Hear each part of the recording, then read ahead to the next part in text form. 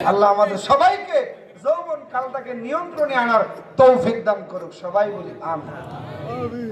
হ্যাঁ মুসলমান যুবক ভাই, আল্লাহ রাব্বুল আলামিন কাল কিয়ামতের ময়দানে তৃতীয় নম্বর প্রশ্ন করবে, ওয়ান মালিহি মিন আইনা ইকতাসাবা।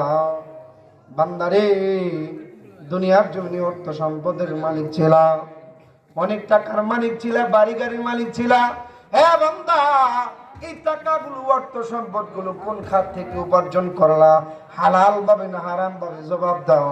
এই জবাব না দেওয়া পর্যন্ত কোন সম্পদশালীর পক্ষে সম্ভব নয় যে একটা কদম পা সামনে বাড়াবে। কথা বলেন ঠিক কিনা? আওয়াজ দিয়ে বলেন ঠিক কিনা? হে মুসলমান যুবক ভাই, আল্লাহ রাব্বুল আলামিন চতুর্থ নাম্বার প্রশ্ন করবে, ওয়াফি মান ফাকাহু। হে বান্দা, দুনিয়ার জমিনে অর্থ দিয়েছিলাম, গাড়ি দিয়েছিলাম, বাড়ি দিয়েছিলাম, টাকা পয়সার অভাবে তোমার রাখি নাই। বান্দারে, অর্থ করে তুমি কোন খাতে ব্যয় করলা? জবাব দাও। নিজের বাড়ির বাথরুমের টাইলস লাগানোর জন্য, নিজের বিছানার আলামার জন্য, নিজের বাড়িটাকে মানুষ শাহী বালাখানা বলবে এই জন্য অর্থ লাগাইলা, না মাঝে মধ্যে আল্লাহর রাস্তায় খরচ করলা? জবাব দাও। এই জবাব না দেওয়া পর্যন্ত কোন সম্পদশালী একটা কদম সামনে বাড়াবে এই ক্ষমতা আল্লাহ কাউকে দেয় নাই। কথা বলেন ঠিক কিনা? এই জন্য অর্থ সম্পদ যা কিছু আল্লাহ দিয়েছে, আল্লাহর রাস্তায় ব্যয় করবো তো ইনশাআল্লাহ। খাড়া খাড়া করবে, একটু হাত উঠায় দেখাই। আল্লাহ কবুল করুক। সবাই বলি আমিন। নিজের জন্য ব্যয় করবেন, মানুষ আপনারা বলবে যে না অমুকের টাকা আছে রে, অমুকে একটা বাড়ি করছে, ছেলেকে একটা গাড়ি কিনে দিছে। এই যে বাপ, এই যে ফুটানি দেখানো, এই জন্য আল্লাহ অর্থ দেয় নাই। আল্লাহ অর্থ দিয়েছে নিজের জন্য খরচ করো, সাধ্য অনুযায়ী আল্লাহর রাস্তায় ব্যয় করো। কি বলেন ঠিক কিনা?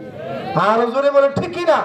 যাদের অর্থ সম্পদ আছে, টাকা পয়সা আছে, তারা যদি আল্লাহর রাস্তায় ব্যয় না করে, এর জবাব না দিয়া একটা কদম কোন সম্পদশালী সামনে পা বাড়াতে পারবে না। কথা বলেন ঠিক কিনা?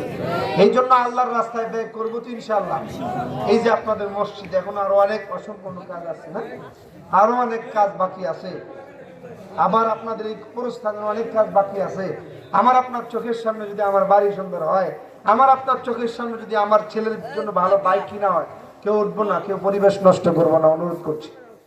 আমার আপনার চোখের সামনে যদি আমার স্ত্রীর জন্য গয়নাগাটি কিনা হয়, কিন্তু আল্লাহর ঘর মসজিদের কাজ অসম্পূর্ণ থাকবে, যেখানে আপনাকে আমার আপনার সন্তান শেষ চাপাটা দিয়ে আসবে, যেই ছেলের জন্য বাড়ি করলাম, গাড়ি করলাম, যেই ছেলের জন্য মাথার গাম পায়ে ফেলাইলাম, সেই সন্তান তিন কাপড় পরে বাড়ি থেকে বের করে নিয়ে গোরস্থানে দিয়ে আসবে, সেই গোরস্থানের কাজ অসম্পূর্ণ থাকবে।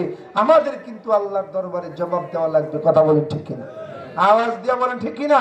এই জন্য অর্থ সম্পদ যা কিছু আল্লাহ দিছে, সাধ্য অনুযায়ী আল্লাহর রাস্তায় ব্যয় করা দরকার আছে না নাই? এই কথাটা বুঝা বলতেছেন না? আমি বলতেছি দিঘা, এই কথাটা বুঝা বলতেছেন তো? সাধ্য অনুযায়ী আল্লাহর রাস্তায় ব্যয় করা দরকার আছে না নাই? যদি কেউ ব্যয় না করে আল্লাহর দরবারে জবাব দেওয়ার কোন জায়গা।